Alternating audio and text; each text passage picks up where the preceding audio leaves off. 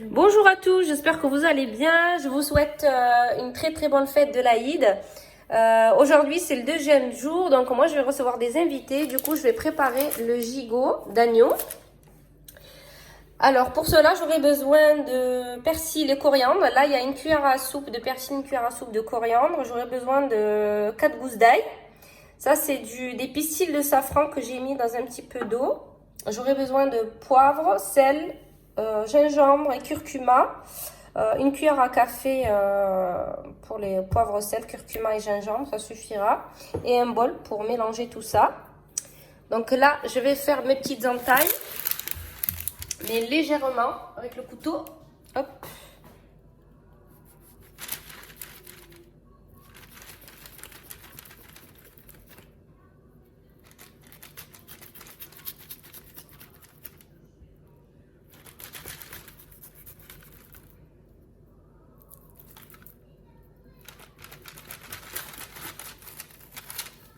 Là, ça glisse.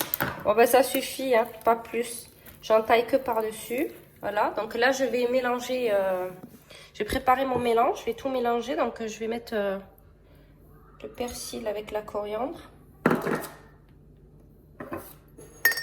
Je vais rajouter le poivre, le sel, le gingembre. Pour ceux qui aiment le cumin, vous pouvez rajouter le cumin.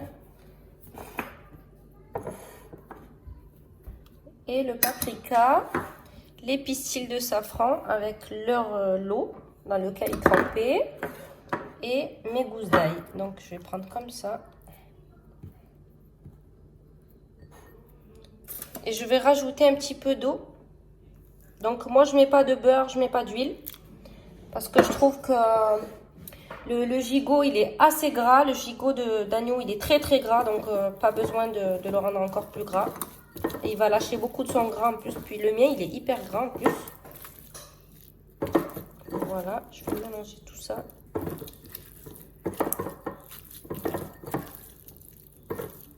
Donc là ça suffit.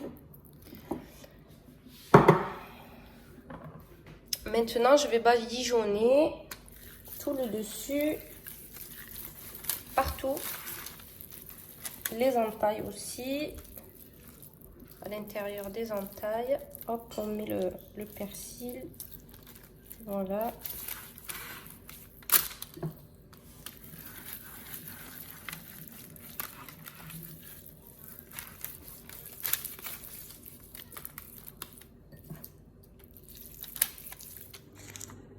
Donc mon gigot a passé toute la nuit au frigo.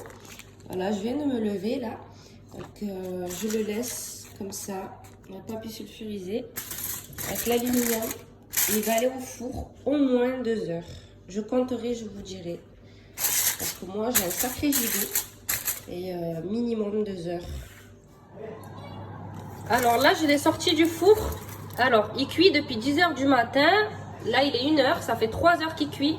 Donc je vais enlever le papier sulfurisé, l'aluminium. Et je vais le remettre au four en fait pour qu'il dore bien, qu'il soit bien doré. Je sais pas combien de temps, je vais voir. Pour accompagner le gigot, j'ai mis des pommes de terre dans de l'huile d'olive. Je les ai fait sauter en fait. Alors maintenant elles sont bien dorées, je vais rajouter du sel. Hop.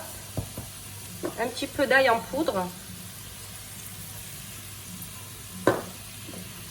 Du piment de Cayenne. Pas beaucoup parce que c'est très fort. Une petite pincée. Et je vais rajouter une poignée de persil.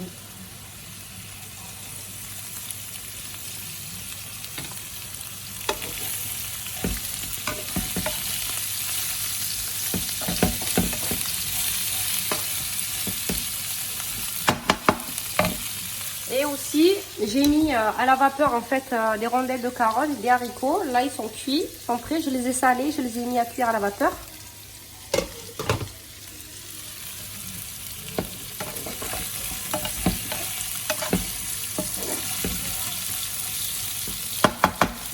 Voilà, elles sont bientôt prêtes. Là, bon, ben, je les ai laissées en gros morceaux en fait. Et depuis tout à l'heure, je les fais cuire tout doucement sur feu doux. C'est bon, les pommes de terre sautées sont prêtes. Elles sont bien dorées, elles sont très très jolies.